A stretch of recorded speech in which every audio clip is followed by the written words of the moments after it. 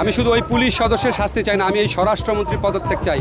ওনার যদি লজ্জা থাকে, ওনার মধ্যে যদি বিন্দু মাত্র মুক্তিযুদ্ধের চেতনা থাকে, ওনাকে জিজ্ঞেস করতে চাই মুক্তিযুদ্ধের চেতনা কি এই ছিল যে 1971 সনে উনি কী করেছে? অপরাধবোধ থাকার জন্য উনি অতিরিক্ত মুক্তিযুদ্ধ সাজার চেষ্টা করে। ওনার কাছে শুধু আমার একটাই প্রশ্ন, আপনি কি মুক্তিযুদ্ধের চেতনা বুঝেন? আপনি কি পড়াশোনা করেছেন?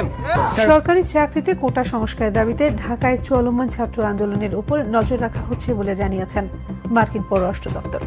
বলা হয়েছে, শান্তিপূর্ণ বিক্ষোভে সহিংসতার নিন্দা জানায় যুক্তরাষ্ট্র। বুধবার মার্কিন পররাষ্ট্র দপ্তরের নিয়মিত ব্রিফিংয়ে প্রশ্নের জবাবে ঢাকা ছাত্র আন্দোলন নিয়ে প্রতিক্রিয়া দেন মুখপাত্র ম্যাথিউ মিলার। শিক্ষার্থীদের শান্তিপূর্ণভাবে কর্মসূচি পালনের আহ্বান জানান তিনি। সন্ত্রাসী সংগঠন হিসেবে ছাত্রলীগের নিষিদ্ধ প্রশ্নে স্পষ্ট কিছু বলতে না চাওয়ায় মিলার বলেন, ঢাকার সহিংসতায় নজর আছে যুক্তরাষ্ট্রের।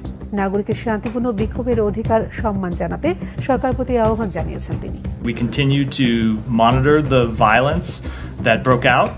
আমরা নীরব হয়ে যাইনি। আপনি সপ্তাহ জুড়ে আমাকে এই বিষয়ে বারবার কথা বলতে দেখেছেন। প্রয়োগ করতে পারবেন যেটুক আপনাকে আপনার প্রতিরক্ষার জন্য প্রয়োজন। আবু সাইদ কাউকে মারতে যায় নাই, তার হাতে কোনো আগ্নেয়াস্ত্র ছিল না, সে জাস্ট দাঁড়িয়েছিল। এই অবস্থায় তাকে যেভাবে গুলি করে মারা হয়েছে, এটা একটা বর্বরচিত ঘটনা। একটা দেশের বাহিনী একটা দেশের ছাত্রকে এভাবে গুলি করে মারে, আমাদেরকে এটা দেখতে হয়েছে। আমি শুধু ওই পুলিশ সদস্যের শাস্তি চাই না, আমি এই স্বরাষ্ট্রমন্ত্রীর পদত্যাগ চাই। ওনার যদি লজ্জা থাকে, ওনার মধ্যে যদি বিন্দু মাত্র মুক্তিযুদ্ধের চেতনা থাকে, ওনাকে জিজ্ঞেস করতে চাই মুক্তিযুদ্ধের চেতনা কি এই ছিল যে যারা বৈষম্যহীনতার আন্দোলন করবে, যারা ইকুয়ালিটির আন্দোলন করবে, তাদের বুকে মানে আনপ্রভোকড অবস্থায় পুলিশ গুলি করে মারবে? ওনার লজ্জা করে না? ওনারা যে পরিচয় দেন ওনারা মুক্তিযুদ্ধের চেতনা, ওনাদের লজ্জা করে না? এই ছবিটা দেখে ওনাদের খারাপ লাগে না? ওনারা কারো বাবা না, ওনারা সন্তান নাই? এবং আমাদের বুক বিদীর্ণ হয়ে গেছে এটা দেখে। সব কিছুর সীমা আছে।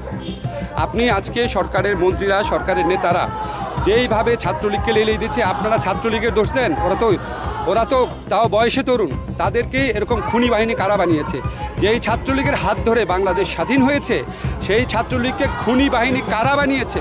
যারা বানিয়েছে তাদের বিচার চাই। আর আজকে এখানে পুলিশ ঢুকানো হয়েছে, আজকে ইউনিভার্সিটি বন্ধ করে দেওয়া হচ্ছে।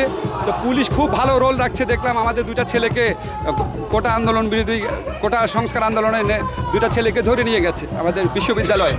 তো আপনারা যারা আক্রান্ত তাদের গ্রেফতার করতে পারেন, যারা আক্রমণ করে তাদের গ্রেফতার করতে পারেন না? এটা কি ধরনের দেশ?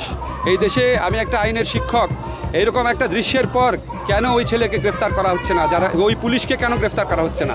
এটা তো আজকে নতুন না। আপনাদের মনে আছে হেলমেট বাহিনী একটা ছেলে, আপনার রাজশাহীতে না কোথায়, সে হাতুড়ি দিয়ে একটা আন্দোলনকারী ছেলের হাত পায়ের হাড্ডি ভেঙে ফেলে নিজে ফেসবুকে পোস্ট দিয়েছে, আমি করেছি।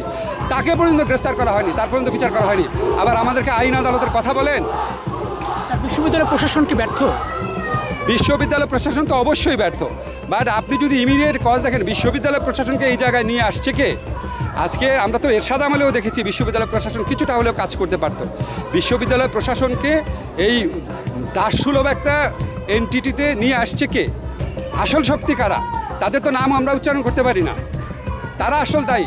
তারা এই সমস্ত কিছু, এই বাংলাদেশকে আজকে এরকম বিভক্ত করা, একটা ঘৃণার পরিবেশ তৈরি করা, একটা অসহনীয় পরিবেশ সৃষ্টি করার জন্য বর্তমান সরকার দায়ী। এবং তারা, আমি বলতে চাই, তারা দেখবেন আপনার মানে কথায় কথায় রাজাকার ট্যাগ।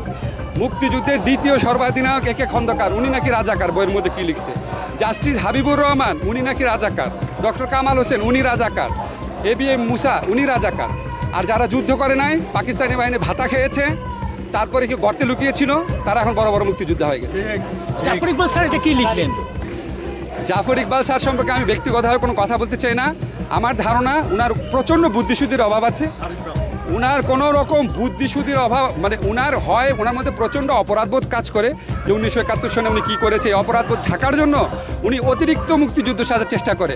ওনার কাছে শুধু আমার একটাই প্রশ্ন, আপনি কি মুক্তিযুদ্ধের চেতনা বুঝেন? আপনি কি পড়াশোনা করেছেন? আপনি কি 72 সনে গণপরিষদ বিতর্ক পড়েছেন? তার তো কোনো পড়াশোনাই নাই, সে তো শিক্ষাবিদ দূরের কথা। তার বুদ্ধি, সে বুদ্ধি প্রতিবন্ধক একজন মানুষ, এটা ছাড়া কিছু বলতে চাই।